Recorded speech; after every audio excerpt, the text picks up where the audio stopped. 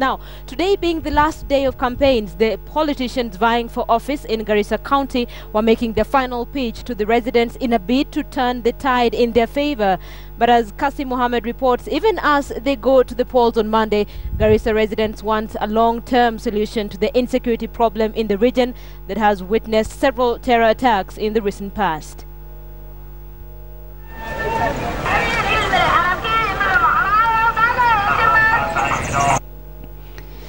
Garissa County has 6 constituencies, namely Balambala, Lagdera, Dadaab, Fafi, Ijara and Garissa Township.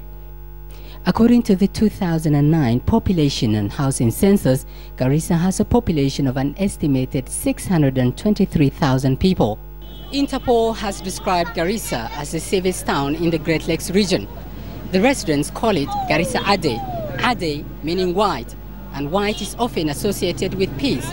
But that peace and tranquility the residents of this place have enjoyed over the years has been under threat, at least for the last 1 year. Grenade attacks and the detonation of improvised explosive devices known as IEDs have left the people of this county question how secure they are. 4 General Service Unit officers were wounded on the 21st of September last year in a twin roadside explosion. The explosion that took place in Garissa town was targeting their vehicles. 3 civilians were also wounded in the incident. On the 4th of November, a blast at the Utawala Interdenominational Church here in Garissa left 1 person dead and 14 people were wounded, some of them critically. The attacks continued into this year. In mid-January, 2 men believed to be suicide bombers died after explosives in their possession went off at the Hagardera refugee camp in Dadaab. This came barely hours after 5 people were shot dead and 3 others were wounded at a hotel here in Garissa.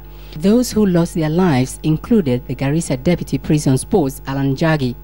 Security mbaya Garissa, maduka inafungwa saa 1 usiku. Hiyo shindano tuko naye sisi wakazi wa Garissa. We are not feeling well as Kenyans because sometimes there is some grenades, bombs, and the other things, and we are not feeling well. And this is what they are talking about. Just a few weeks ago, a bomb went off at the Garissa Primary School. The 2 people who were planting the explosive died on the spot. This happened just hours before NAC Kenya presidential aspirant Martha Karua arrived in Garissa for a campaign. The number of unexplained explosions might not shape their political allegiance, but most people here, including the aspirants, want their leaders to address insecurity head-on.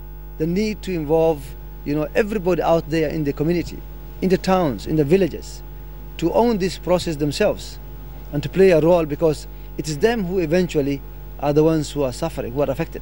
The most insecure places today are Garissa town and the refugee camps, mainly Ifo, where people are raped every night. In fact, somebody comes to your house, lights a torch, and rapes your wife or daughter in front of you while he's holding a torch on her so that you can see.